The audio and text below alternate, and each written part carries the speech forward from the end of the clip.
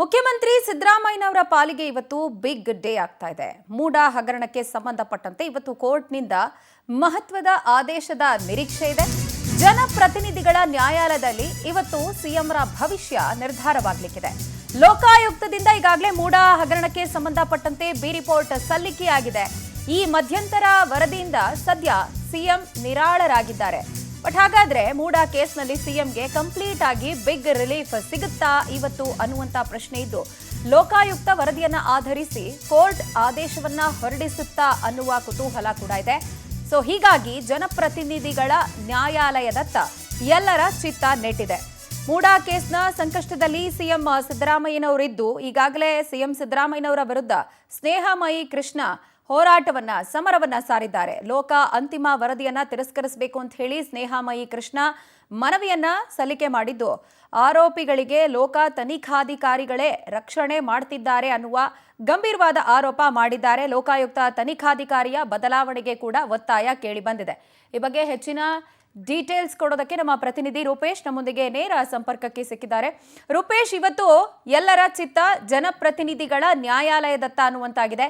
ಏನೆಲ್ಲ ಡೆವಲಪ್ಮೆಂಟ್ಸ್ ನ ಎಕ್ಸ್ಪೆಕ್ಟ್ ಮಾಡಬಹುದು? ಎಷ್ಟು ಮಟ್ಟಿಗೆ ಆತಂಕ ಸಿಎಂ ಸಿದ್ದರಾಮಯ್ಯನವ್ರಿಗೆ?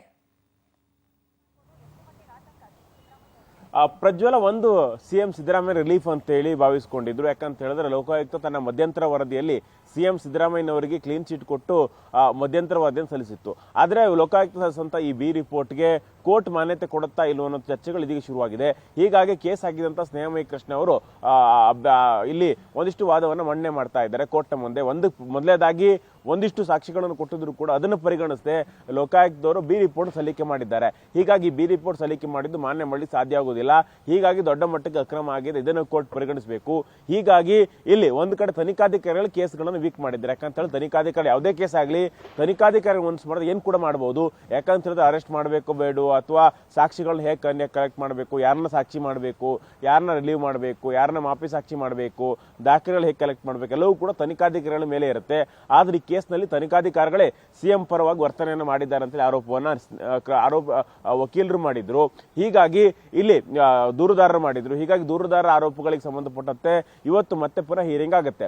ಇಲ್ಲಿ ಇವತ್ತು ಜನಪ್ರತಿನಿಧಿ ನ್ಯಾಯಾಲಯದಲ್ಲಿ ಒಂದಿಷ್ಟು ವಾದವನ್ನ ಕೇಳಲಾಗುತ್ತೆ. ಇಲ್ಲಿ ಆರೋಪಿ ಇಲ್ಲಿಗ ಸ್ನೇಹಮಯಿ ಕೃಷ್ಣ ಅವರು ಇವತ್ತು ವಾದವನ್ನು ಮಂಡನೆ ಮಾಡ್ತಾರೆ. ಇಲ್ಲಿ ಪ್ರಮುಖವಾಗಿ ಅವರು ಮೊದಲು ಕೂಡ ಏನು ಹೇಳ್ಕೊಂಡು ಬರ್ತಾ ಇದ್ದಾರೆ ಅಂತ ಹೇಳಿದ್ರೆ, ಈಗ ಈ ಕೇಸ್ಗಳಿದೆಯಲ್ಲ, ಕೇಸ್ ಸಂಬಂಧಪಟ್ಟ ಸಮಗ್ರವಾಗಿರ್ತಕ್ಕಂಥ ತನಿಖೆಯನ್ನು ಮಾಡಲೇ ಇಲ್ಲ. ಇಡೀ ಒಂದಿಷ್ಟು 82 ಪೇಜು ಅಥವಾ 100 ಪೇಜಕ್ಕೂ ಹೆಚ್ಚು ದಾಖಲೆಗಳನ್ನು ಕೊಟ್ಟಿದೆ. ಈ ದಾಖಲೆಗಳನ್ನು ಪರಿಗಣಿಸದೆ ಲೋಕಾಯುಕ್ತ. ಹೀಗಾಗಿ ಈ ದಾಖಲೆಗಳನ್ನು ಪರಿಗಣಿಸಬೇಕಿತ್ತು. ಪರಿಗಣಿಸಿದ್ರೆ ಬಿ ರಿಪೋರ್ಟ್ ಹಾಕಲಿಕ್ಕೆ ಸಾಧ್ಯ ಆಗೋದಿಲ್ಲ. ಸಿಎಂ ಸಿದ್ದರಾಮಯ್ಯನವರ ಕೇಸ್ನಲ್ಲಿ ಅವ್ರು ಹೇಳುದು, ಲೋಕಾಯುಕ್ತ ಹೇಳೋದು ಸಿಎಂ ವಿರುದ್ಧವಾಗಿ ಸಾಕ್ಷಿಗಳಿಲ್ಲ, ಹೀಗಾಗಿ ಬಿ ರಿಪೋರ್ಟ್ ಅನ್ನು ಆಗ್ತಾ ಇದ್ದೇವೆ ಅಂತೇಳಿ. ಆದ್ರೆ ಮಹತ್ವದ ಸಾಕ್ಷಿಗಳನ್ನು ಪರಿಗಣಿಸಿಲ್ಲ ಅಂತ ಹೇಳಿದ್ರೆ ಇಲ್ಲಿ ಬಿ ರಿಪೋರ್ಟ್ ಹೇಗೆ ಹಾಕಿ ಸಾಧ್ಯ ಅಂತೇಳಿ ಆರೋಪವನ್ನ ಮಂಡನೆ ಮಾಡಿದ್ರು. ಅದೇ ರೀತಿ ಇವತ್ತು ಪ್ರತ್ಯೇಕವಾಗಿ ಸರ್ವೆ ನಂಬರ್ಗಳು ಒಂದಿಷ್ಟು ಅಕ್ರಮಗಳಾಗಿದೆ. ಹೀಗಾಗಿ ಪ್ರತ್ಯೇಕ ಸರ್ವೆ ನಂಬರ್ಗೆ ಪ್ರತ್ಯೇಕವಾಗಿರ್ತಕ್ಕಂಥ ಪ್ರಕರಣವನ್ನು ದಾಖಲಿಸಿಕೊಂಡು ಪ್ರತ್ಯೇಕವಾಗಿ ತನಿಖೆ ಮಾಡಬೇಕಾಗತ್ತೆ. ಹೀಗಾಗಿ ಈ ರೀತಿಯಾಗಿ ಮಾಡಿರ್ಲಿಲ್ಲ. ಹೀಗಾಗಿ ತನಿಖಾ ಲೋಪ ಆಗಿದೆ. ಈ ಮಧ್ಯಂತರ ವರದಿಯನ್ನ ಅಕ್ಸೆಪ್ಟ್ ಮಾಡ್ಕೊಳ್ಬಾರ್ದು ಅಂತೇಳಿ ಕೂಡ ವಾದವನ್ನು ಮಂಡನೆ ಮಾಡಿದ್ದಾರೆ. ಹೀಗಾಗಿ ಇವತ್ತು ಕೋರ್ಟ್ ತೀರ್ಪನ್ನು ಕಾಯ್ದಿರಿಸಬಹುದು, ವಾದವನ್ನು ಆಲಿಸಿಕೊಂಡು ತೀರ್ಪು ಕಾಯ್ದಿಸಬಹುದು. ತೀರ್ಪು ಕಾಯ್ದಿಸದೆ ಹೋದಾದ್ರೆ ಸಿಎಂ ಸಿದ್ದರಾಮಯ್ಯ ಒಂದಿಷ್ಟು ಆತಂಕ ಅಥವಾ ರಿಲೀಫ್ ಕೂಡ ಸಿಗಬಹುದು ಇವತ್ತು. ಪ್ರಜ್ವಲ. ವೆಲ್ ರೂಪೇಶ್, ಥ್ಯಾಂಕ್ ಯು ತಮ್ಮೆಲ್ಲ ಡೀಟೇಲ್ಸ್ಗೆ.